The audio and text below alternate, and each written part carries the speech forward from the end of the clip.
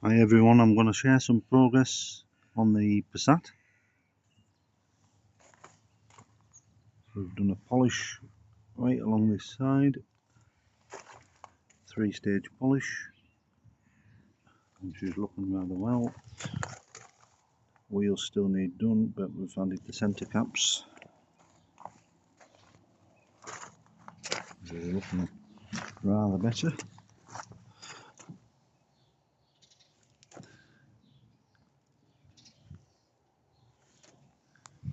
We've added the guard on the bumper there to cover a few scratches, and looks rather nice, I think. Still to do the tailgate, which we're going to do today. We've painted the fuel cap cover the correct colour.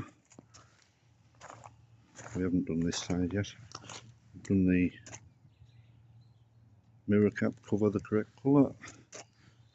Polished the headlights. Still a lot more to do yet. And we have the trim on its way. That's a bit of update